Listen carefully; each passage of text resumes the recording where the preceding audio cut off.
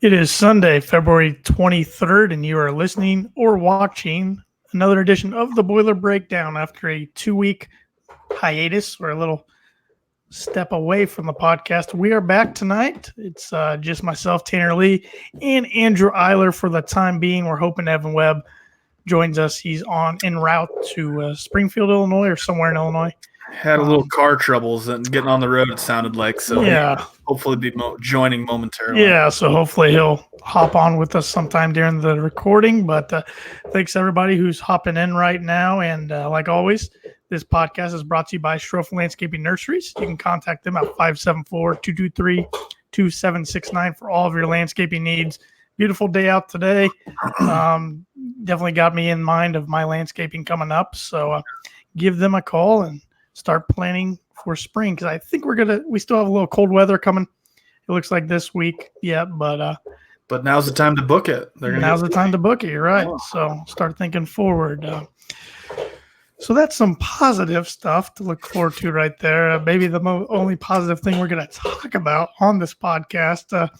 Last time we did a podcast, Andrew, we were feeling pretty good. Purdue was coming off their third win in a row. A win in an emotional environment at Assembly Hall down in Indiana. And ever since then, they have dropped 4 straight. Yeah, it's been rough. I don't know. It's the highs and lows of coming off like a 30-point win against Iowa and then winning at Assembly Hall, thinking, man, this team's turned the corner. And maybe they did, and they just tanked and went downhill now, 4 straight. And it's really hard to point a finger. I think there's multiple things, and we can discuss that here in a little bit. But I think everybody was feeling really good after that Indiana game. We're getting a tough Penn State team at home, and Penn State came in and just punched Purdue in the mouth. And credit to them, they shot lights out that night. Unlike really what teams do in Mackey Arena. They averaged like 10 threes a game, and they hit 9 or 10 in the first half or something. Yeah, something stupid. Yeah, it was ridiculous. Which was partly them, and I'm sure there was some missed assignments on Purdue's defense as well. And if you would have told me before that game that Jones, their second leading scorer, wasn't playing, which I did know that before the game, but also that Lamar Stevens was going to get 2 early fouls and not play a majority of the first half, I'm thinking, Purdue's in great shape. But Purdue found themselves down 12 points at halftime. And then, it's like, okay, Purdue's got to get out to a good run in the second half. And Penn State stretched that lead from 12 to 21 pretty darn fast. Yep. I did think Purdue, to give them a little credit, they fought back hard at the end. And that game was a late rally, really. Kind of a fake rally, I like to call it. But they could have just given up, and just got their clocks cleaned even worse. But after that game, they traveled to Ohio State, and that was a game that really Purdue never really was in. There was a stretch where Ohio State was up 12, couldn't make a shot for a while, and was asking Purdue to get back into it. But really, Ohio State, I thought, bullied Purdue around that game. Yep. Outside of Jihad Proctor and Evan Boudreaux, both of Purdue seniors that play, I didn't think anybody showed up to play that day in Columbus. I thought Purdue was really careless and just wasn't fundamentally sound that game. And Ohio State did what they do. They're good at shooting threes. They lead the conference in 3-point percentage, and they're a good defensive team.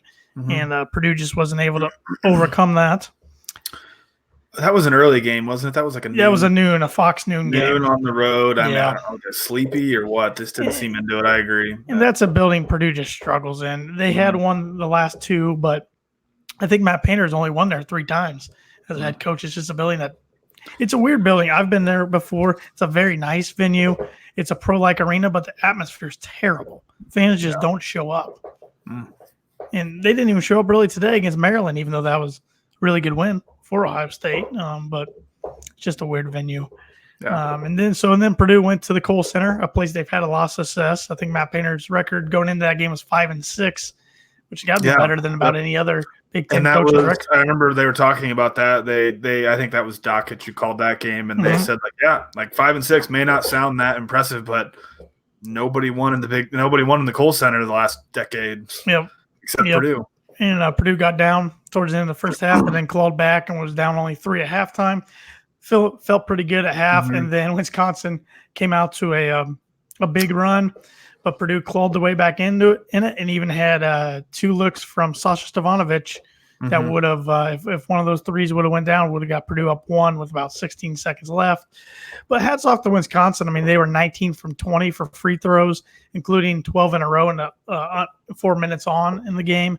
That's pretty impressive. I mean, you got to give credit where credit's due, I think, there. Yeah, no, they played well. I thought Purdue played really well, actually, honestly. Or played pretty well. Maybe that was just because I'd like Nogel attacking, and he actually, I think, not, I don't know if they call them floater jumpers, whatever. I mean, I just looked, I guess I thought he was better. 6 of 12, but I mean, those took 12 shots. I mean, he needs to be aggressive like that. Yep. So I thought they played pretty well. I was shocked actually to see that they shot 39%, 40%, but I thought they shot better than that. It felt like they actually were making shots. So on the road. Purdue was riding this 3-game losing streak coming into yesterday's matchup with Michigan, a team that's been playing really well. I had Isaiah Livers back, who missed the previous game against Rutgers, even though they didn't need him on the road, and gave Rutgers their first home loss of the year. But he did not play in the first meeting between Purdue and Michigan when Purdue lost on the road in double overtime. He played yesterday. Final score ended up being Michigan 71, Purdue 62. And I actually was looking at the stats just before we started recording, and I was surprised to see that Purdue actually shot from the floor a higher percentage than Michigan. It was 40 to 38. Yeah. 3-point percentage was about even, if not even. Everything was pretty even except turnovers. Purdue had 12 turnovers. Michigan only had 3. That was the big difference in the game, in my opinion. Absolutely. Yeah, I didn't realize that. And actually in Purdue won pretty much everything. I mean, field goal percentage, 3-point percentage, free throw.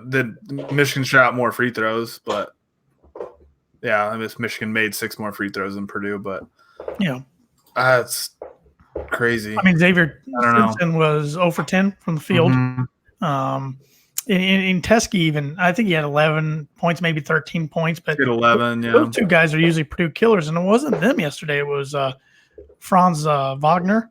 And Livers. Livers had 19. And Livers. It was, and even some guys off the bench. Michigan's got a good team. When they're fully healthy, they're really dangerous. They just can't ever be fully healthy. It seems like they're always missing somebody. But they can be definitely a dangerous team. But frustrating. I mean, that's just that's the 4 offense. losses now in Mackey in a year and 3 in the Big Ten. And all those statistics, it's the first time that's happened since the 13-14 year, which was the last time Purdue missed the NCAA tournament. Yeah. It's what's frustrating. I mean, the offense has been hit or miss and mostly missed this season. But I mean, what's kind of frustrating is the effort. It seems like on defense and rebounding, it's just very inconsistent game to game. I mean, you have that dud in Ohio State where they just got bullied on offense, defense, rebounding, everything. And then they have other games like I think that when they played Wisconsin at home and they just destroyed them on the boards. And I mean, like Boudreaux was flying around. I mean, he's been playing hard. Nogel, they always play hard, but it's just, I think they're the only two. Yeah, that's the frustrating part. I think they're the only two you know you're going to get 100% effort every night out of. Everybody else just kind of disappears. It seems like it has games where they're just like, oh, but they weren't even out there. And that's why I titled this "Where Does Purdue Go From Here" for this episode, because the season's, even though it's kind of over in a way, it's not over. I mean, they still do have 3 games and then the Big Ten tournament. Yeah, but and that was even. It seems like yesterday, I just didn't think the effort was there, and the body language looks so negative. It's just. I think they had Lenardi at halftime said that Purdue needed to go 3-4 in their last 4 games, including Michigan, Michigan game. Yeah. And then I didn't hear what he said about the Big Ten tournament, but he said they needed to go 3-4. Yeah. So they still can go 3-4, win out, but to be 17-14 going to the Big Ten tournament, I will say that doesn't feel like an NCAA tournament team. I will say though, if they win those 3, you're going to have because I believe Rutgers would be a quad 1 win, Iowa would be a quad 1 win, Indiana's I think a quad 2, but they're but would be a quad 2 I think at home, but. Still, I mean, that takes Purdue's quad 1 wins up pretty high. I think if they can get to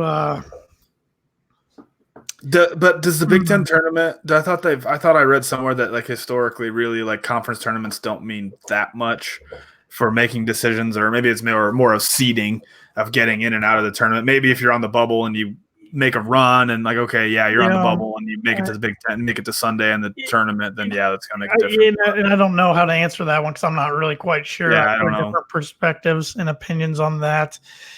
I think if Purdue can find a way to win 3 games, remain the rest of the way, even if it's just 2 of the 3 remaining and 1 in the Big Ten, it's going to be really interesting on Selection Sunday. You think so? If they can find a way to win 4, I think they're in. Yeah, I mean, if Purdue wins out and wins the first round of the Big Ten tournament, then I would feel like they're going to be in because I've been shocked that they've been still in, even in this 4 game. Like going into Michigan, I think they were right there. They're not even in the next 4 out or anything like that. But it would be 3 pretty good wins. So yeah, I mean, we'll see what happens. They got to turn it around this upcoming Thursday. I mean, for multiple reasons, but yeah. But it's frustrating. I mean, it's just week to week, everything can change. Big Ten race is crazy right now. I mean, I'm going to pull it up here on my phone. But if the Big Ten tournament started today, Purdue would be playing on Wednesday. Yeah, I've got the standings up. Okay, go for it. Yeah. So it's Maryland at 12-4, 2 games ahead of Penn State, Iowa, Michigan State, and Wisconsin. And I know they host Michigan State next Saturday, but I think they're pretty comfortably going to win the conference. They are Minnesota the 26th, and then they host on Saturday the 29th. They host Michigan State, you're right. And then they go to Rutgers March 3rd, and then home against Michigan. So Michigan State, and I mean, Rutgers only has 1 loss at home. That was recent, so I don't know. That could be a couple, but still, yeah, 2-game lead with 4 games to go, so they're feeling pretty good. Yeah, that's quite a cluster though. I mean, 10-6. Well, Penn State's had a terrible week this week, losing at home to Illinois, and then a tough one today at Indiana, which they were down a ton, and then they went on a 30-5 run, and then kind of collapsed again. So yeah, I'm gonna take care of my dog real quick. No problem.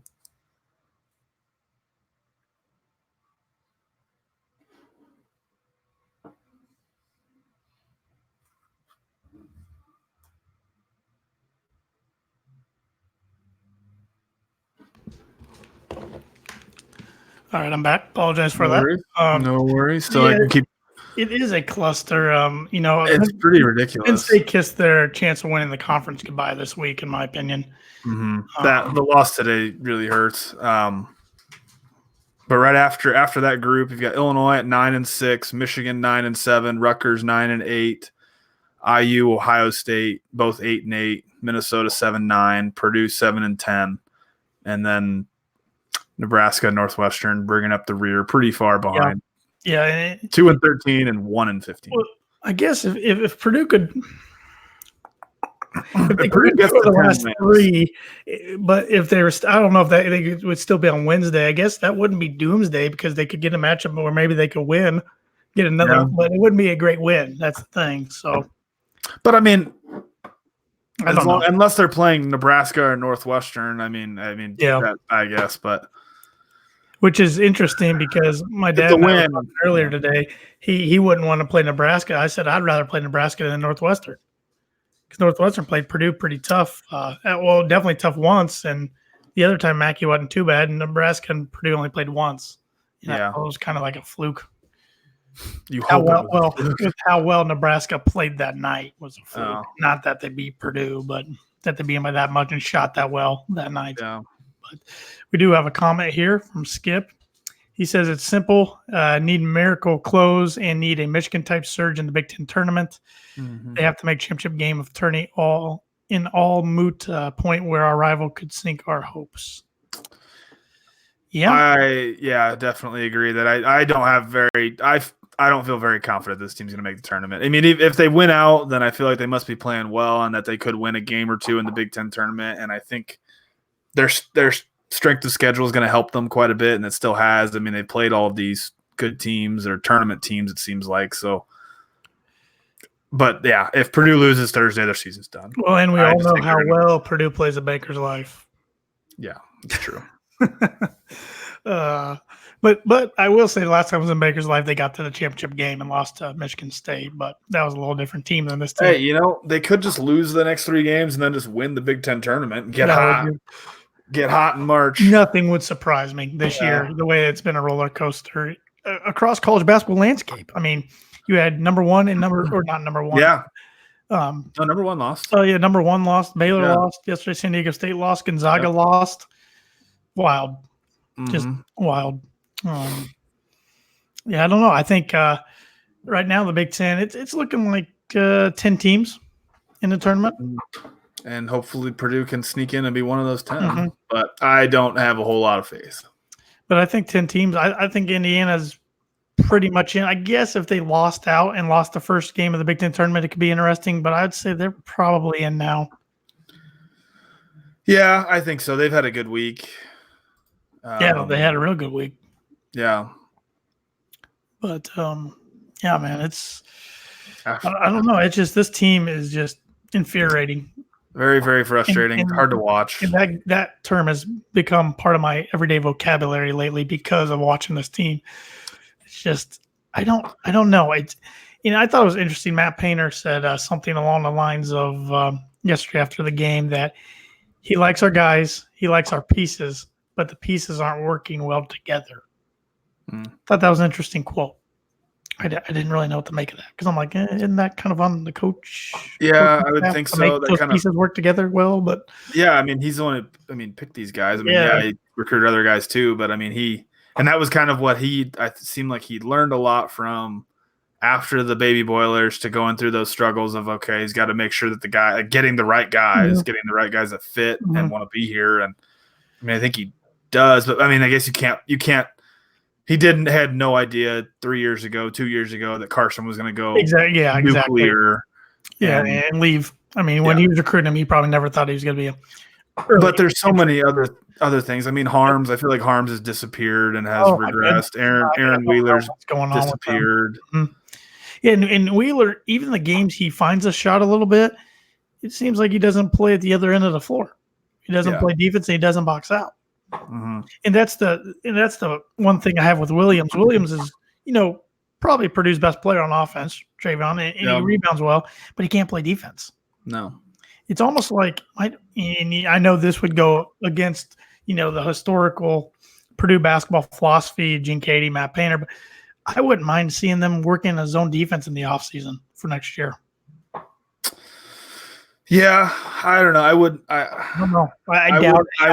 I wouldn't like it just because of the history for Purdue, but I mean, I get it. I mean, didn't they talked about it with Haas too? But I mean, that's very well. They made it work with Haas. Yeah. I don't know. Did Haas move better than Travion? That's a good question. Bigger body, bigger obstacle to get around, but I don't know. I don't know. He's a little better defender. Yeah, I think he is too. I think he was. Maybe he just anticipated better. I mean, probably just more experience. I mean, we might see one or two guys leave that we're not as expecting to leave. I don't know. What's your opinion looking back on it of the decision to redshirt Mason Gillis and Brendan Newman? I have no problem with it. I think if I don't think they were going to make that much of a difference. I mean, they're freshmen that came in. I mean, Gillis coming off of a knee injury and hasn't played basketball in like 18 months or something at this point. Newman, I thought maybe could be a scorer that they would need, but I mean, it sounds like, defense, if he's a freshman, it's the same, but I mean, I don't know where they're going to play. I mean, Gillis, I think, is kind of a 4. I mean, maybe he'd take Wheeler's minutes, but that's 6 to 10 minutes a game sometimes. So is it really worth burning a red shirt? I mean, there was an article that we have talked about offline about what if Ryan Klein had redshirted and was a 5th-year senior on this team? How much better would Purdue have been this year than how much would he add this year than that he really didn't really – I mean, he contributed some, but, I mean, did he make a difference his freshman year? Maybe in one game, I think. I recall the Pittsburgh game that year and the Penn State game, but that was about it his freshman year. Oh, what year would that have been? 15, 16? Was he? Yeah. So, have Ryan Klein for 1 or 2 games, 15, 16, or have him for a whole season. And actually, I think Ryan Klein would make a huge difference on this team. And those things are always interesting to look back on. Ryan Smith was kind of the test subject or the main sample case before the Klein came up, because Matt Painter always said he wished he would have had Ryan Smith back for one more year instead of kind of wasting his freshman year with only playing in a handful of games or so. But what do you think? No, I think well, and the interesting thing is maybe not a lot of people know this, and I just know it from reading articles in Gold and Black and a good article on the Indy Star this week that was on Mason Gillis and Brandon Newman. Those guys and their families had the final say. Yeah, I know. I hear that every year. It's always Painter and the family sit down and talk, and Painter says his recommendation, but it's the kid's choice. It's the kid and the family. The interesting thing is they play 2-on-2 with PJ and Grady every single day. Mm-hmm. They are kind of Grady and PJ's projects to get these guys ready for next year. I love that. I think I think it's great. So, and I'm more excited about them having their 5th year, what they're at in 5 years or 4 years now, than what they are this year. I mean, I think they're going to contribute more. And I don't think a true freshman that if Painter thought they would contribute, I don't think Painter would have. Unless he said, like, I want you to play, and they're like, no, I want a red shirt, which I doubt, but yeah, that would be. I doubt it would go that way. Thing, but you never know. And I'm assuming most of those conversations go. Painter says, "I think you should redshirt," and the kids are like, "Well, do I want to or not?" And not that they want a redshirt, and Painter doesn't want them to. And for people real upset about it, I think we're going to see a freshman redshirt next year. Ed, I think Ed. I think so. I mean, especially with Harms and Trevion are going to be back. Yeah, assuming they're both back. There's no reason to think they wouldn't, unless the only thing I could see, and I don't think it'll happen, is Harms could leave and go play in Europe because he is older. He is 22 already. I mean, he'll have his degree if he wants. If he's just tired of it, I guess. But I don't see that. He seems to really enjoy Purdue. He's not having a season like a lot of people thought he would. So he probably wants to come back and have a strong season next year. I would think so. I mean, I'm sure he would have offered interest to go play in Europe, but because, I mean, he's a good player, but I mean, he's just not had. No, I thought he was going to be the main guy this year, and I still think he's playing through a lot of injuries. I think so. I think the hip's bothering him, and hopefully that can get healthy in the offseason. Concussion earlier at Nebraska. Oh yeah, I forgot about that. I mean that can really pick you up. Yeah. I know there were a lot of talks about him potentially if he makes a jump, because he's hitting the seven footer, hitting threes, and the shot looks good. I wish he would shoot more of them, to be honest. I wish he'd shoot a couple a game, but you told me 5. I said 5. You told me 5 yesterday. Yeah, I did say 5, maybe 3. I thought 5 was a stretch. Yeah. If he takes 2 to 3, I would be okay with that. Yeah, I did say 5 yesterday. That might have been just heat of the moment. Yeah, 3. If he could make 1 of 3 every game or something. Totally. Yeah. I mean, even if they're close, I mean, they have to honor it. I mean, I don't know. I'm sure he's shooting pretty well. I mean, he doesn't shoot that many, but I know he makes them feels like he's shooting like 50%. I'm sure he's not, but. Well, I read the other day, I was really surprised by this. Purdue's 3-point percentage is higher when Harms is on the floor compared to when Williams is on the floor. I was surprised by that because Williams is by far such a good passer. Yeah. He gets some open looks, but I don't know. And that's one thing. I think this Purdue team is the most poor passing team I've seen of a Purdue basketball team, at least in a long, long time. They have trouble passing into their interior. That's one thing. I think Ryan Klein, he was a great sharpshooter from the outside, but he was also a really good passer. And he's struggle at it this year very badly. And that would be right, like having experience. That the guy who's, I mean, Nogel has played a lot of basketball and Harms, but I mean, it'd just be having another guy, another decision maker, another shooter on offense, but another passer, defender, everything who just knows the system. And maybe Ethan Morton is that guy next year because supposedly that's one of his strengths passing. I think that'll help, but I mean, it's hard to think that a true freshman. Yeah. I mean, he's highly recruited and he's a good player, but it's hard to put that expectations on an 18-year-old kid coming out of high school. Yeah. I don't know. It's just concerning, the guard play lately. Proctor had been playing good, and in the last 2 games he disappeared. Eric Hunter's really hit a bump in the road since Indiana. Really struggled. Sasha had 13 points yesterday, but He turns it over a lot. He gets lost on defense, it seems like. Seems like he just goes too fast, like he's trying to do something too hard, or he's trying too hard to make something happen, and then he loses his balance and falls down or throws a bad pass out of bounds, and I don't know. I feel like they're all struggling. I can't name anybody who's last like 4 games. Yeah, there isn't Nogel, I anybody. guess. I mean, Nogel's playing okay. Yeah, there isn't anybody right now that's every game playing well. And that's got to be frustrating to a coaching staff too. You don't know who's going to show up night in, night out. You don't know what kind of team's going to show up night. And it has to just take your toll on you after a while. And it's not even like being home to Mackey. He's going to be like, all right, we're playing Mackey. This will be a game that can get on a roll a little bit and hit some shots and play with energy and get all the rebounds. But I mean, that hasn't even happened in the last few games at Mackey. So not normal Purdue basketball. It's a tough season. But yeah, we got another comment here from Skip. He says Emmanuel, talking about Emmanuel Dewana, Harms, and both Wheeler and Eastern are frustrated with social media critique, might all bolt as to lose playing time to true freshmen and redshirt freshmen stepping into rotation, and would love for Painter to shift JUCO with long athletic defensive lockdowning and rebounding force. Don't have a bulldog in the paint. Thoughts on that, Andrew? Yeah, I don't know. I don't really want to speculate on who's going to leave. I don't think. I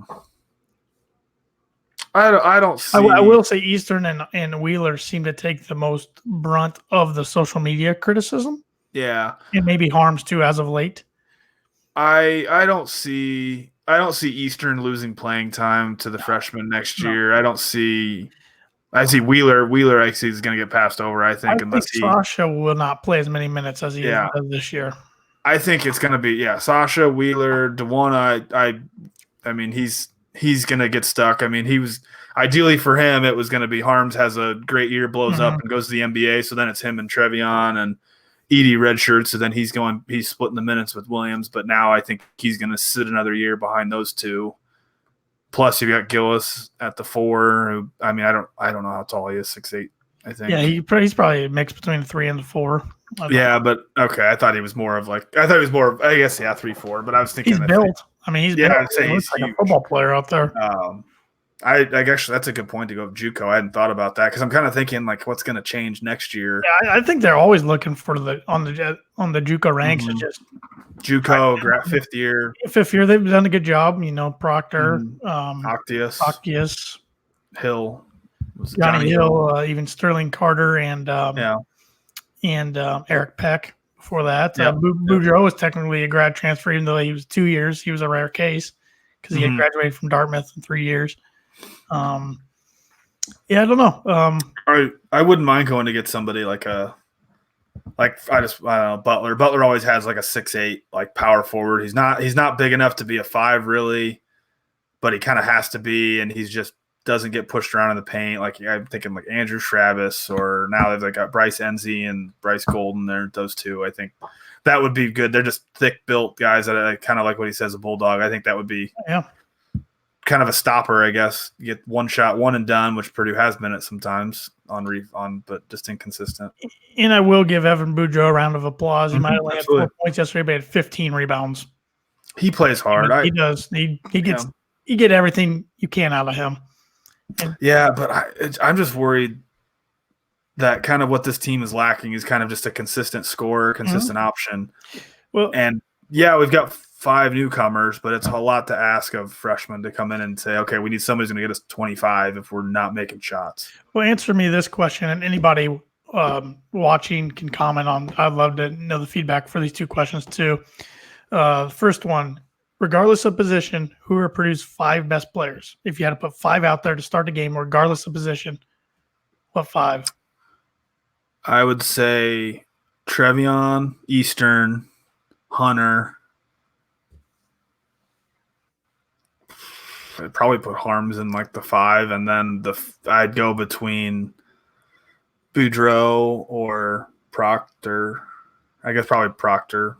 It's tough. I mean, there's no clear cut 5 players. But even like you said, just 5 best. I mean, like you can't Harms and Trevion shouldn't play together that much, and you can't put Harms, Boudreaux, Trevion out there. But I mean, just regardless of position. But yeah, I don't know.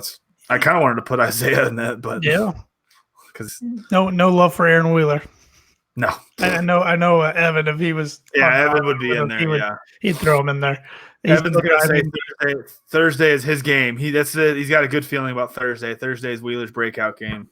Hope so. But we got a comment here. Art says Matt Harms, Travion Williams, Eric Hunter Jr., Sasha Stavanovich, and Jihad Proctor. His 5. Good 5. Yeah. My other question, late in the game, who do you want the ball in the hands of? That's tough. I'd probably say Nogel just because he's the most experienced in that position. Probably, I guess Proctor is too. I mean, probably him or Proctor because they're the two that I think that can kind of get to the basket and create more.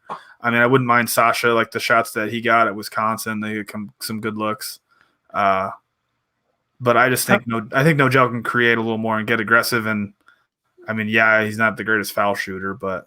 And that's the thing. I would say Travion because he's the best passer and he makes good decisions most of the time. But then when you said foul shooter, he's a 45% free throw shooter. Yeah. So I think Nogel because he can get in there. I mean, he can get to like a 5-footer that looks like a fairly clear look. It's just a matter if he can bank it in. Funny how much more confidence I have at him behind the line than I do Travion. Like I just don't have confidence. Nogel? Oh yeah, I know. Yeah. Skip says his 5 are Travion, Evan Boudreaux, Eric Hunter Jr., Isaiah Thompson, and Jihad Proctor. Yeah, interesting 5 there. I think Isaiah. I mean, before this 4-game skid, I thought Isaiah was playing really well and was pretty excited about his next 3 years. But yeah, and then he's kind of disappeared. I feel like I haven't. It's kind of hard to get any positives out of the last 4 games, but. And Skip also says Evan should take the glue guy role like Grady was last year. And I think we've kind of been seeing that ever since the Wisconsin game out of Boudreaux. Maybe not. I don't know. Grady just made bigger plays when they needed to be happen. But and he said in the hands of Hunter or Isaiah. Yeah, I think I could see Hunter too. I guess Hunter. I would say if I changed mine, I'd say Nogel or Hunter. Maybe I don't know. I'd be okay with any of those 3 really. But that was just an interesting question. I was kind of thinking myself yesterday. Like, so last few years, it was easy to answer those. Yeah. All right, so are you sticking with Trevion? Not after the free throws. How are you gonna? You gotta get him the ball. Who's gonna get him the ball? In post? That's a great. Well, I feel like defenses are doing a good job pushing him out. Yeah, and then he can get it, but then he has to back down 10 feet just to get to the hoop, and then he throws something up usually. Yeah. Because he has to chuck it up there so quickly because it's about where it gets blocked, or he tries to do like a spin move and travels. Yeah. So before we get into previewing the Indiana game, you want to pick the rest of the Big Ten games on slate for this upcoming week?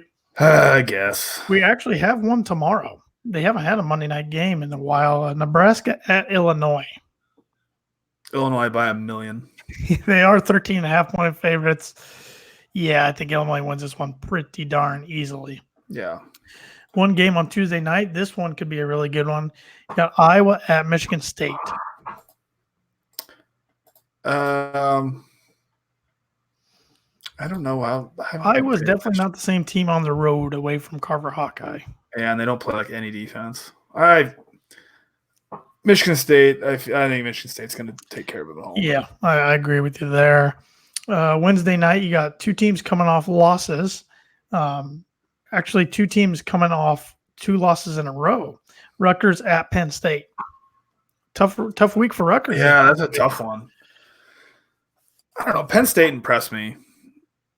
Even though they're coming off that loss at IU. They've lost 2 in a row. Rutgers lost 2 in a row. Yeah, that's a tough one. But I think Penn State gets it done. Yeah, I don't know. I'm going to pick the home team. Yeah, Rutgers can find themselves in a free fall. How funny! Oh, like Rutgers is in the tournament, right? They're 18-10. Unless they lose, I mean, if they lose the remaining 4 games and then lose in the first round of the Big Ten tournament, they're right there on the bubble. How would that be if Rutgers goes from this year? They're not getting in like next 10 years. Yeah. I still think they'll get in, but it's gonna get interesting. Could get interesting. And then Wednesday night, Maryland coming off a loss at Minnesota, coming off a big as in margin win against Northwestern today. Maryland. Maryland wins that one I think so too. on the road. I think so too. Then you got 4 games on Thursday. We'll talk about the Purdue Indiana one, so we'll save that pick. Wisconsin at Michigan, 2 teams that have been on a roll. Yeah, I would say you told me I was shocked Wisconsin was in second place in the Big Ten right now. I don't Wisconsin. I guess they're tied for second. Yeah.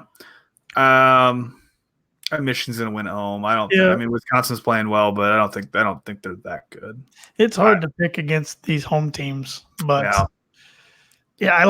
think Michigan's a little more athletic than Wisconsin, but when they're both hitting shots, they're good teams. So, What do you think? What do you think of Howard at Michigan? Real quick. Now that you've watched 2 games against Purdue.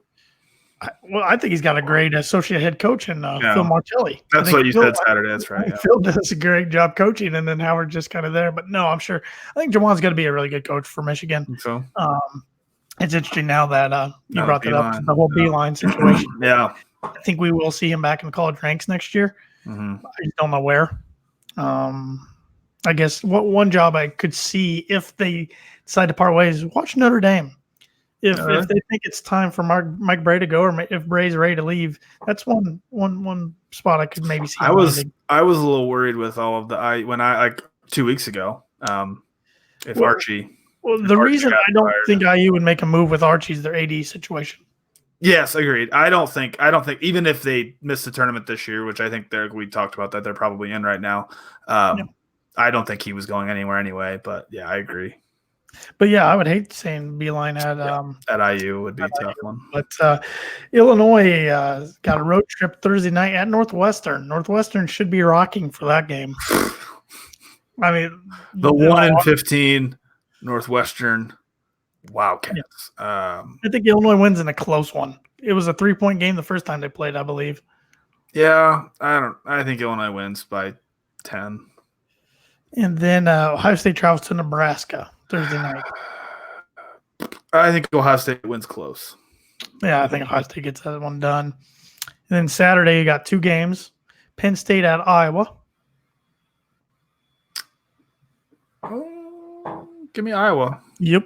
I'm agreeing with you every game so far, but I think you're right. And then you got the college game day game, 8 o'clock, Michigan State at Maryland. Maryland. I don't know. This would be a game that I could see Michigan State winning, but I think Maryland at home gets it done. I'm going to go Michigan State just to be different than you. And it just would surprise me Michigan State start getting hot. Yeah, I mean, the calendar flips and whatever he's going to say, and Tom Izzo flip. Yeah. Actually, is that one still February 29th? That one's still February? Yeah. Oh, okay, it's not March yet, so then they're probably going to lose then. So on Sunday, March 1st, this one's hard to predict since we haven't even talked about the Purdue-Indiana game yet, but Indiana travels to Illinois. I'm gonna hope that Coburn just dominates and Iowa dominates, and I'm thinking Illinois. I'm hoping that's I'm right there with you. We'll have to get on our Illinois fan friend if they don't take care of business. Michigan at Ohio State. Ohio State beat them in the first matchup. I think Michigan. I don't like Ohio State really. Well, you're a Butler guy. Oh, I know, but I mean, I don't even think they're that. I don't think they're that good. I'll take Ohio State. Just be different. And then Northwestern at Nebraska. That's a fun one. Over under 1,000 people in attendance at that game. Over, but Northwestern, Nebraska. Yeah, Nebraska at home. And then Minnesota at Wisconsin. Wisconsin. Yep, I agree. And got a few comments here. Skip was picking some games, and Art said he thinks Beeline goes to the booth. Coaching days are in his past. He is 67 years old. That's true. I could see that. It's gonna be interesting to see what happens. He's gonna have options in college, though. I mean, I just don't know what grade jobs Texas could be open. I don't know if that's really a fit, but I don't know anything about his past. Like, I have no idea where he was at before Michigan. Like, I have no idea what West Virginia before Michigan. Him and Rich Rod both went to Michigan from West Virginia at the same time. Pretty much. It was kind of weird. He was only at Michigan that long. I feel like he'd been there forever. Yeah. And then Art also says Maryland and Illinois will advance the furthest in the dance out of the Big Ten. I could see Illinois. I don't know about Maryland. I mean, yeah, Maryland's talented. I still like you always talk about Turgeon. Earlier this week, Robbie Hummel said Illinois, in his opinion, had the best chance to win the national championship from the Big Ten. Yep. I like Penn State. I like Penn State making a good run. I like the way they played this week. That's true. But sometimes that's not a bad thing. So heading into the conference tournament and NCAA tournament, kind of get those losses. I mean, look back, Purdue lost in the Friday night game last year in the Big Ten tournament to Minnesota. Yep. And then they went on a run. So, okay, that takes us to the Thursday night matchup between the 18-9 Indiana Hoosiers, who are on a 2-game win streak, against the 14-14 Purdue Boilermakers, who are on a 4-game losing streak. Indiana is 2-6 on the road. Purdue is 10-4 at home.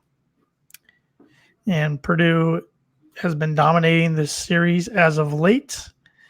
They lead the all-time series 122-89, and they have won 9 of the last 10 against Indiana, including 6 in a row, and the last 4 at Mackey Arena. The last time. We just need to have this running the entire every podcast from here on out. Purdue has won 9 of the last 10 against Indiana. Hopefully turned into 10 out of the last 11. Yeah. And the interesting thing is, I always find interesting is the last time Indiana beat Purdue at Mackey was 2013. They slaughtered Purdue by about 40. But Will Sheehy flexed on the paint crew that game. I wonder if Matt Painter plays that highlight before Purdue plays Indiana every time. Because ever since that happened, Purdue, for the most part, has dominated the series. Mm-hmm. I hope. I mean, I don't know. He's got to get him. I don't think it shouldn't take much, I guess. If they can't get fired up on Thursday night, then the season's over. But, but it's interesting. Ever since that game, Indiana's 3-1 and Purdue's 0-4. It's like one team got mad and one team got complacent. Yeah. I don't know. I think that'd be good motivation, but I don't know how much Painter does that. I think he more. No, it's just maybe it's wishful thinking on my part. I really do not like Will Sheehy. No, he's absolutely. Yeah. Is he your least favorite Indiana player of all time? Or if not, who is? Or who's on your list? I know there's probably a handful. It's always a fun subject to talk about. Yeah, Sheehy's up there. Freaking Thomas Bryant. I hated him. He was a whiner. Yeah, exactly. He was just a baby. Surprised he's still in the league. Does he play much? I mean, I feel like he's had some games where I think he's still in the Wizards, and they're so bad. I don't even know who. Yeah. Off the top of my head, I can't think of that many. I don't know who's up there for you. She's up there. I was not a DJ White guy. I thought he clapped way a lot. I don't remember. The only thing I remember about DJ White really was didn't he and Kramer have like a jump ball and getting into it. And Kramer kind of gave him a chest bump. Yep. I mean, I can go back to when I was really young. Dane Fife. I remember watching him play. He was dirty. Coverdale was always funny. They were calling him alcoholic and things like that. Oladipo and Zeller never bothered me. I mean, they bothered me because they played at IU, but personally, I wasn't a big old guy. Yeah, I mean, just because he scared me every time he was pulling the trigger from 3-point range. Will Shee's pretty much easy. Yeah, that's true. I guess I haven't. Yogi. I never had a problem with Yogi. Yeah, I mean, of course, I didn't like him because they wore cream and crimson. Don't get me wrong, but I mean, there's some guys that just don't. That's true. I guess thinking about it, I mean, they haven't like Sheehy was probably the last one. But, because honestly, they haven't been that good the last few years. There's nobody on this team right now that I really can't stand. Got a good one here from Art. Got some older ones. He said Randy Whitman, Cheney, Alan Henderson, Mike Woodson. That's throwing it back. All these guys that were there last time that Purdue IU played 2 weeks ago. Today's the 35th anniversary of the Knight chair throw, by the way. I saw, and then they were making fun of Archie's Bob Knight moment. Yeah, he threw his assistant's clipboard down today when some free throws. But Purdue won that Knight chair throwing game, by the way. A lot of people don't talk about that, but it's always a fun matchup to get excited about. But it's always a stressful one. I'm a lot more nervous than I was even a week ago about this matchup coming up Thursday. I don't know. I'm still The more I think about it, the more I feel okay. After yesterday, I was like, "Oh, Purdue's going to lose out." Now I feel okay. It's Thursday. It's at home, and Matt just seems to coach circles around Archie. Yeah. What do you think? You got to hit shots. I just pulled up the box score to see. I'm like, what happened? It was like, okay, so Hunter hit 2 threes, Wheeler hit 3 threes, Thompson hit 2 threes. You're talking about at Indiana? Yes. Well, every time Indiana was on a run, somebody stepped up and made a play. Yeah. So I was saying, what's going to happen? I feel like for Purdue to win, like Sasha's going to have to hit like 3 threes. Well, Trace Jackson's going to get his. Yeah. You have to hope Devontae Green doesn't get going. If he gets going, then they're trouble. But yeah, I mean, he went 107 the first game. Yeah, he hit at least 3 threes today, if not a few more. But yeah, I'm pulling up his game stats now. But we'll see. We'll see. Hopefully, not many fans wearing cream and crimson get in the building. That's always the goal. You weren't kidding on his on Green's game stat. His last 5 games, 13 points, 3 points, 27 points, 3 points, 11 points. I mean, he's all or nothing. When he's on, they are tough. But when he's off, it's like you want him to keep shooting. Yeah. But we'll see. Purdue's got to limit the turnovers. Cannot have as many turnovers as they've had lately. Yeah. It's prediction time. You want me to go first? Sure. I'm gonna say Purdue wins. I'm gonna say like 74-65. Okay, 9-point game, but it's interesting because Purdue hasn't. Well, aside the Minnesota double overtime win, Purdue hasn't won a close game at home. Yeah, they either smack somebody or somebody comes in and kind of smacks them. That's true. I can't not go with Purdue. My heart won't let me in this game.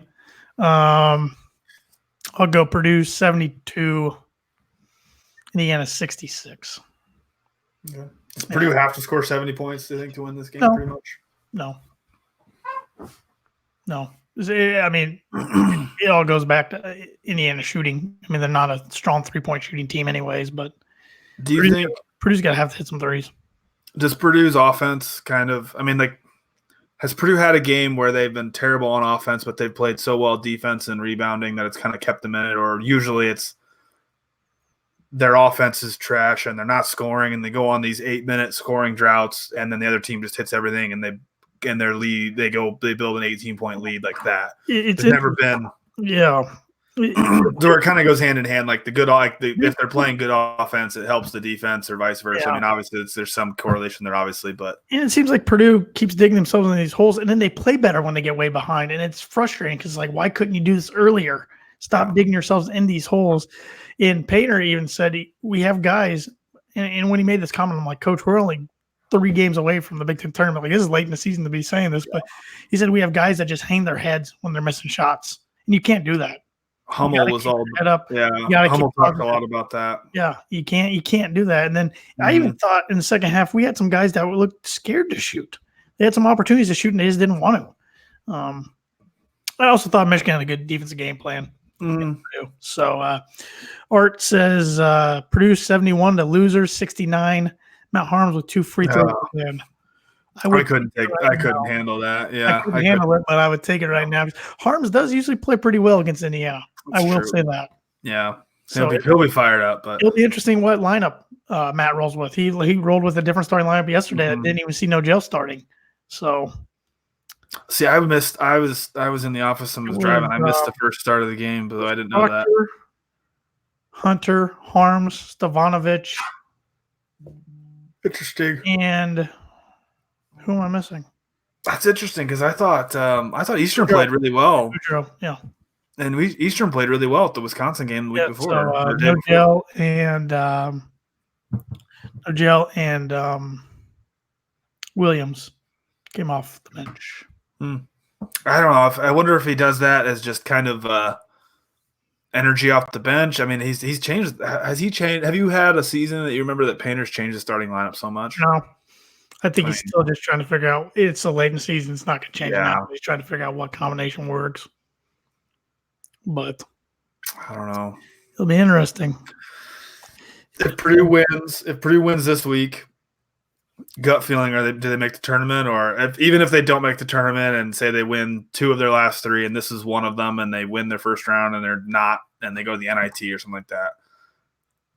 I know obviously not what we hoped, expected. I don't remember what your expectation was at the beginning of the season. Obviously make the tournament, but my goal was to get the double bye in the Big Ten tournament. Okay, you had a little higher expectations than I did. Yeah.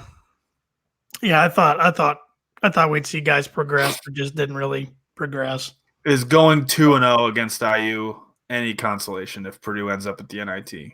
Oh yeah, I mean if that's the cherry on top of the season if they make the NIT, beating IU, and I do think the future still looks good, but you only lose 2 guys that play a lot of minutes in Proctor and Boudreaux, but you are returning the same guys that have been struggling this year. So yeah, and that's why I'm a little. Oh, look who decided to show. I know, right? We got a question here. It's an interesting one from Art. Would Mackey sell out an NIT game? I'm gonna say no. Nope. I bet they would. It's still Mackey. I don't know. In 49 other states, it's just a game. That's a good question. I mean, the fan support's been great this year, but yeah, I don't know. I don't know. What do you were at the game on Saturday, Tanner? I mean, what did you think? I mean, obviously it was a sellout and it's a big game, but I mean, have you guys seen any downturn at all in the fan support at all at games? I mean, more negative anything? Everybody's more negative and critical in the stands themselves. Which I mean, there was times yesterday you could hear pin drop. It was pretty silent in the second half, but the team was down double digits. I mean, and teams are starting to come in and find ways to get momentum going in Mackey and take the crowd out of it a little bit. So it's frustrating. Yeah, Evan. Welcome, by the way. We've been talking for 50 minutes. We've done picks. We've covered everything previous to the game. But anything you want to say? We just need your pick for Thursday. That's all. Yeah, we need your opinion for Thursday's game. I'm nervous about it now. I wasn't about 2 weeks ago. I wasn't nervous at all, but just the way we've been playing. Obviously, they had a big win today. They had a big week. Yeah, they had a big week. Winning at the barn is not easy. Beating Penn State obviously is not easy, as we've shown. I don't know. I feel like hopefully we can turn it around. Hopefully some Mackey magic. We haven't had a good shooting display since the Iowa game. Yeah. I would love that. We could do that on Thursday. That'd be fine. Just go get out to like a 35-point lead with like 15 minutes left in the game. Just some Tommy Loose time, baby. I need some Tommy Loose. Yeah, I think that those first. I mean, rinse and repeat. First 5 minutes of the game is going to be really telling about how the rest of the game is going to go. Need guys like Hunt hasn't really done well the last couple of games. Has been super inconsistent to step up. Obviously, we always play better when Sasha's hitting. We were talking. Nobody's been consistent, and Andrew and I even thought the only 2 players you can count on consistently giving 100% effort is Boudreaux and Eastern. Absolutely, yeah. I would agree. I don't know if it's 100% effort. That'd be a bad thing. I think they're all trying. Like Trevion, I think plays hard. He's just terrible. He gets in foul trouble, and he's a little. He's slow on defense. He's slow on defense, so it's hard. I mean, I think Hunter and Isaiah. I think they all play hard. What drives me nuts about Trey? I understand he gets looks around him. He was 6 for 21 yesterday. Yeah, it wasn't a lot of misses. Yeah, is he? But I mean, like you said, I think he just flings it up there because he can't get off the ground high enough, so he can't really take his time. But he's falling off balance and just throwing it up. It's like, I'm hoping that. And then he shot the airball 3, and I thought Matt was going to die. He put his hands in his face in his hands yesterday, which I think he did about 10 times. Yeah, I don't know. Maybe he'll get better at using his body next year and kind of creating that space and going through contact or getting fouled. I mean, he's a terrible free throw shooter, but okay, Evan, I got 2 questions for you that Andrew answered, and so did some of the people that have been watching the show. First question is, regardless of position, who's your 5 starters on Purdue as far as best players, regardless of position? Regardless of position. So you got to send 5 out. You have Five to best five. players, just 5 best players. It's an artist at 6 of 21 with 2 dunks. So yes, 2 of those makes were dunks. Yes, thank you. And for some adding of those that. makes were Four. were garbage time. You know, Yeah. fake Oh, like rally. wide open layups. Yeah. I know. Yeah. I'm seeing some of the comments. I'm trying to not look at what people had said to influence my answer. 5 best players. It's sad that I'm like trying to think of who are 5. That's my point exactly. Yeah. It shouldn't be this hard. I mean, like, there's like, I would say like 2. I would say like there were like 2 No gel clear for to me. sure. Yeah. No gel. I'm gonna throw Hunter out there. I'm probably gonna put Proctor out there. I'm going to put Boudreaux out there. How many is that? Is that 3? It's 4. 4. It's 4. You're missing one right away. I thought you'd say. Yeah, I was At least in my opinion. I mean, I'm tossing between Trey or Matt. Yeah. Not Wheeler.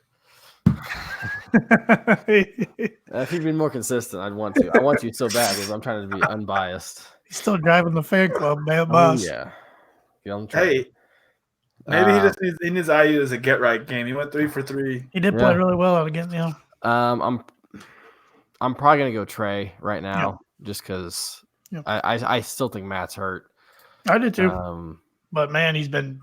Yeah, I mean, if healthy, if you're gonna play, I mean, you gotta, do what you can. I mean, you gotta sack up and do it. Yeah, I'm hoping Michigan did an excellent job of not giving our guards any amount of room to. Same thing Ohio State and Illinois did. Right. Same exact game plan. We got open shots against IU last time, so I'm hoping the same thing happens tomorrow or on Thursday, not tomorrow. Same thing happens Thursday. Then hopefully we can just get some open looks and knock a few down to start the game and really get the confidence going. Because if I'm not a huge, I'm not a big fan of IU's guards for the most part. I mean, obviously if Green goes off, then we're in trouble. But I mean, it is what it is. I think the big thing is just containing Davis, and honestly, I mean, what's his face? Not Forrester. No, other big guy. He Johnson played well today. Race Johnson. Race Thompson. Johnson. Yeah, he played really well today. He's been playing well. So hopefully we last few games. That's gonna be the key is just stopping their big guys. He's like their Boudreaux. He hustles. He gets boards. Mm-hmm. And I thought Smith hustled today, which was really weird to see out of him. He never does that. Other question, Evan, I had was late in the game. You have one guy to put the ball in their hands on Purdue. Who is it? Ball in their hands or take the last shot? Either one. I mean, it's their decision to make, shoot or pass. But you trust this person late in the game to make the right decision. And Proctor. All right. I want him with the ball in his hands. If I want taking the last shot, I'm going Sasha or Hunter. Taking the last shot. But I mean, even still with like ball in his hands, Painter already did that with Hunter at Northwestern. Yeah, that's true. I mean, it was Hunter who had the ball to make the decision, and he made the right decision and hit Sasha.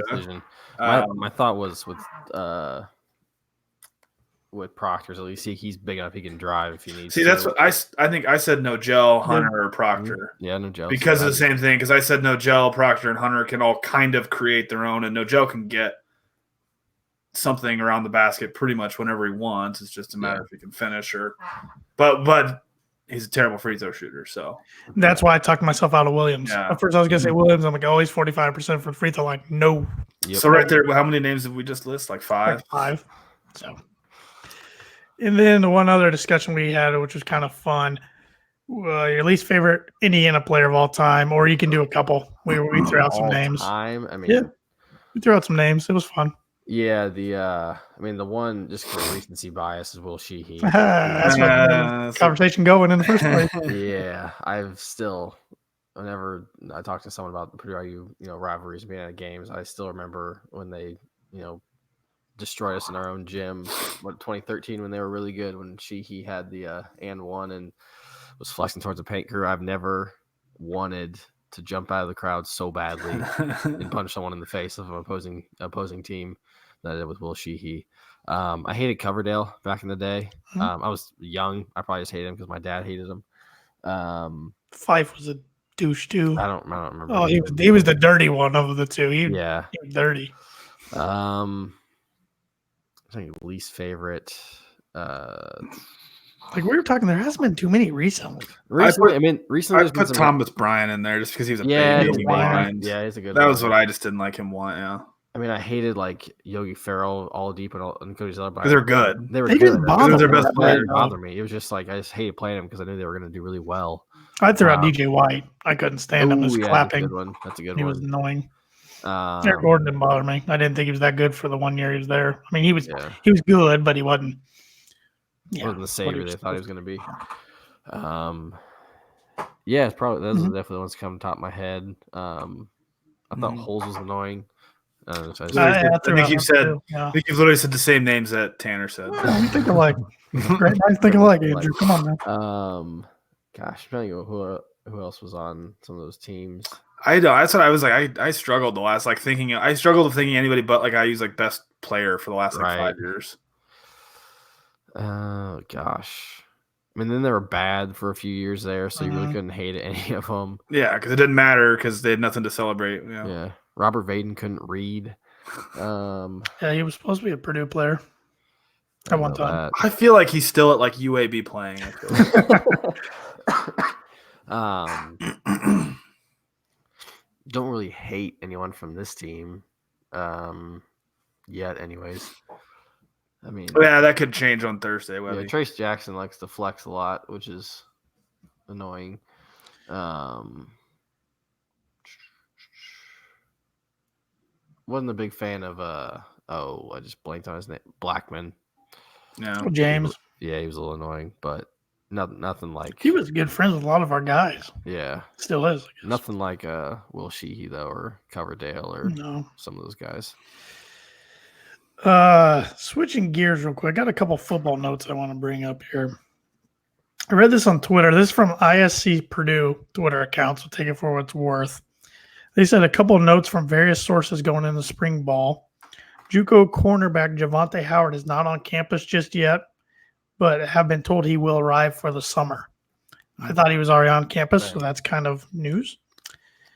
They have been told to expect a hard shift to the 3-4 defensive scheme, with the following starters subject to change.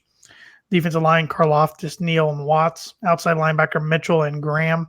Inside linebacker, Barnes and Smisi.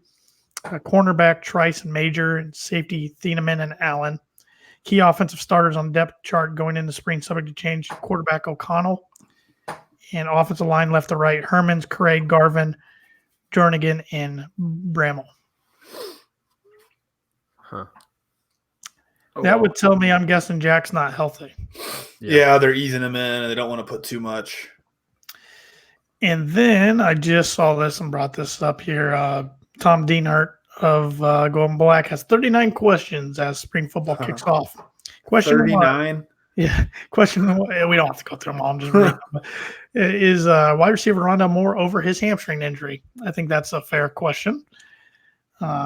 Question 2 to Lorenzo Neal. How's he looking after missing 2019? Question 3, what scheme will new defensive coordinator Bob Diaco play most? That's the one I'm interested in. Yeah. I'm guessing it's going to be 3-4. But I was – yeah, I guess I could see that. I don't know. I don't know if Purdue has the linebackers. Linebackers going to be a struggle either way, but yeah, I'm hoping Brom and Diaco, I'm sure they're on the same page, that they're going to figure it out and they're going to play what they think is best for their talent, and not just that Diaco's like, I run a 3-4, so we're running a 3-4, even though we don't have the talent. The personnel. Yeah, exactly. I think they'll scheme around the talent. Yeah, I think so too. But. Number 4, who will anchor the rebuilt linebacking unit? That's a concern of mine. It's gonna be Derek Barnes. Number 5 is sophomore cornerback Corey Trice ready to lead the secondary. Hope so. Number 6, can sophomore Payne Durham replace departed tight end Bryson Hopkins, or will redshirt freshman Kyle Bilodeau or Garrett Miller assume command? I'm not worried about tight end. I'm not either. Number 7, will sophomore quarterback Jack Plummer see much action coming off an ankle injury? Kind of hit on that. I don't know. Number 8 is junior college linebacker DeMarcus Mitchell, the real deal. Would be nice if he is. Hope so. Number 9, who will be the center?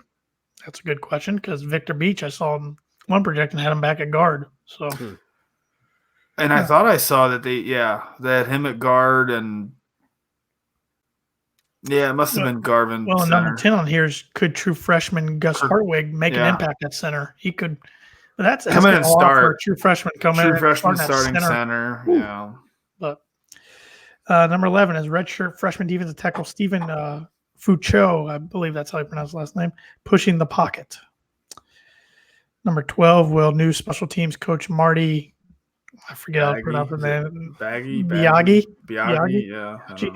Will he juice up the return game? Sure hope so, because that was not a strength of Purdue. Just put Marcellus Moore back there and let him run. Kid can fly. He won a race yesterday and was the 8th fastest in school history in that race. So, number 13 is kicker J.D. Dellinger still booming the ball.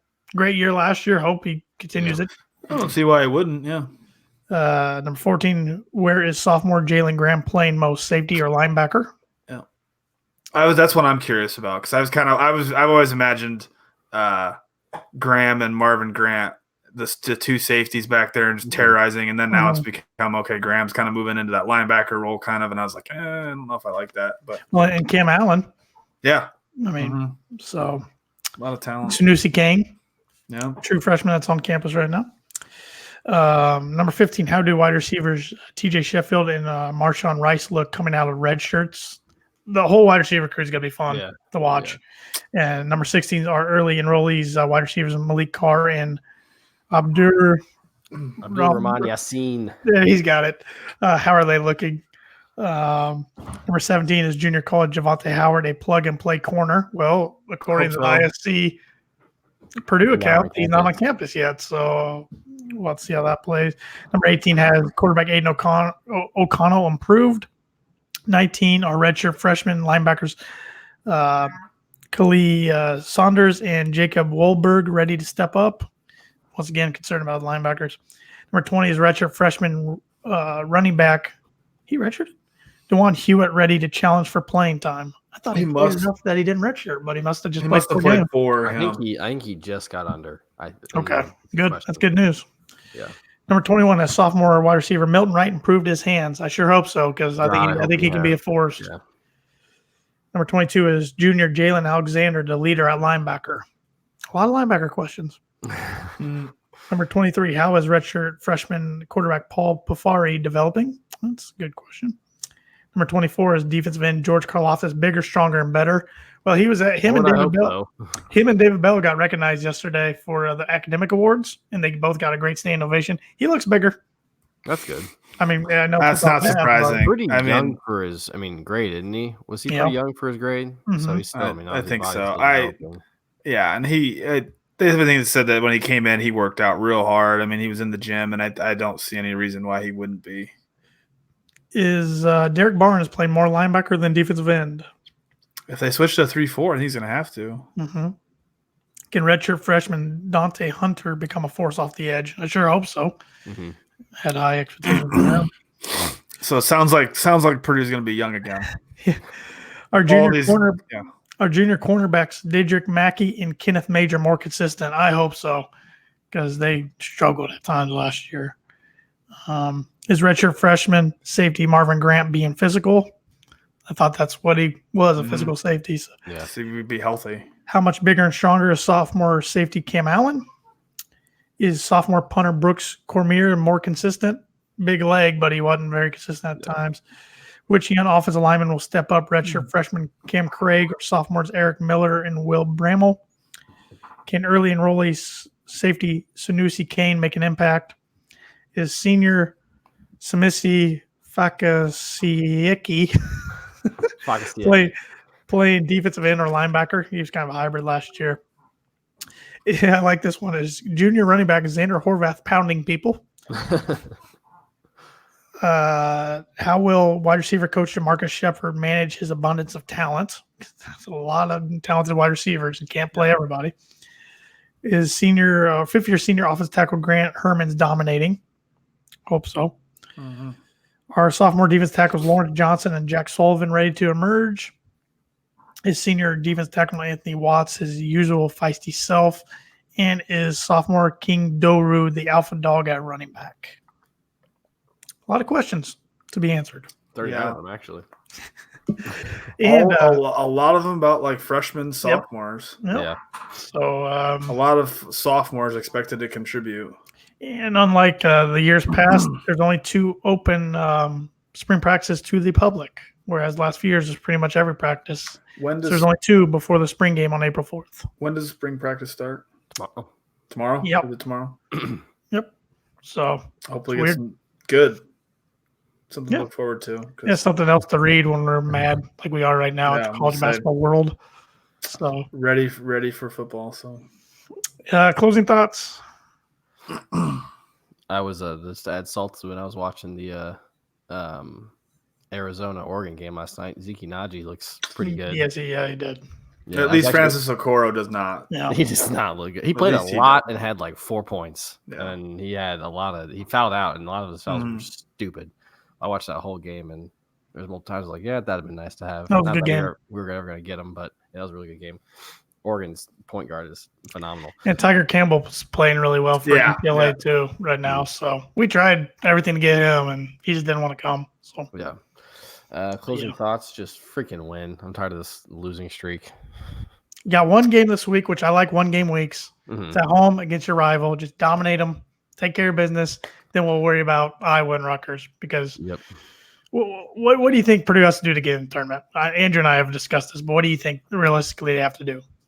Realistically, Like they're 14-14 right now. What do they win the next 3? Are they okay? Is it the next 3 in 1 game in the Big Ten tournament? Is it more than that?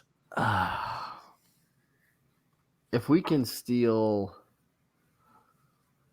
I really don't want to say you have to win all 3. I feel like you have to, and that doesn't make me feel good. I think you have to. I'm really wondering what happens if we win the home games and then we get. I don't know where that would put us in the Big Ten tournament. We're 11th right now. Right. 12th. Are we? Yeah. But if we can, I think win the Thursday game, whether or not we play Wednesday or not. But if we can win the Thursday game, I really wonder to see if we can get 2 of the last 3, and then whether it be 1 game or 2 games in the Big Ten tournament. As long as you win that Thursday game, I wonder where that would put us. So that'd be 17-16 overall. So that'd be 2 more losses. What sucks is there was a lot of bubble teams last night who lost as well, and if we just would have won, it would have put us in a nice position. 17-16. I don't know. That's what I can't get over. Like, yeah, Purdue's resume is okay, but like, I thought Doc had said There's some something. teams who had some 17. Yeah. There was teams who had 17 wins last year who were close. What's crazy to me is Purdue's still in the discussion, and a team like Notre Dame, who has a decent record, isn't even getting any bubble talk.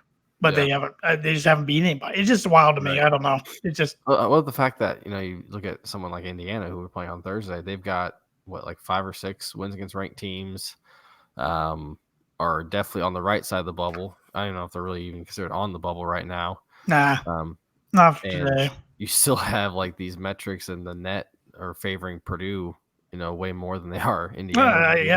It's just weird. Well, I mean, Purdue doesn't meet the eyeball test right now. I can tell you that much. When they can't get offense moving until 10 seconds left on the shot clock. Right. Very frustrating.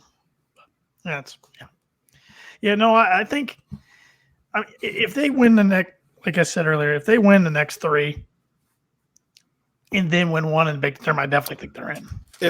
I agree. But I'm That's with you, what I Evan. The 2 and then either 1 or 2 in the Big Ten, that's where it gets interesting. So we need some help at that point. Or you need help, and you need everyone who's going to win their tournament. You need the favorites to win their conference tournament. Which you don't did not need happen like last the year. small conference. It happened last year with that's why Indiana kind of got screwed because they also lost like 9 straight last they year. did. Yeah. I mean, like towards the end, like they were definitely on the right side, probably going in. Mhm. But then you had those smaller conference tournaments, and you had someone like I think Gonzaga lost their tournament. Was it Gonzaga? I feel like it was one of those West Coast teams. Yeah, I think they lost to St. Mary's, and Gonzaga was the overall favorite. I think St. Mary's was kind of one of those on the bubble teams. Well, and right now that conference is going to get Gonzaga and the BYU in, and they can't. We can't afford another team to win that conference outside of those 2 in the conference tournament. Yeah. So. Yep. We'll see. Definitely a position we haven't been in a while, really since 13-14. Yeah. I mean, we were in more the about- tournament in 15, 16, right, or right. 14, Thinking 15. more I mean, on the bubble. I remember we thought we were on the bubble in 14 or 15, 14, 15. And we got the 9 seed. Granted, we were in the I would Kentucky. say the last time Purdue was kind of on the bubble was back 06, 07, going into the Big Ten tournament with Carl Landry and those guys, Kramer in to beat Iowa, and then that pretty much got them in. Yep.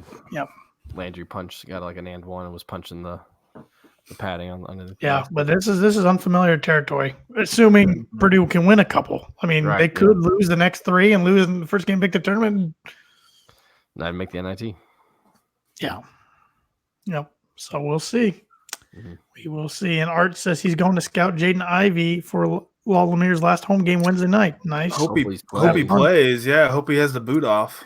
Yeah, he was wearing a boot, pictured wearing a boot, but he responded to someone on Twitter said it's nothing major, so we will see.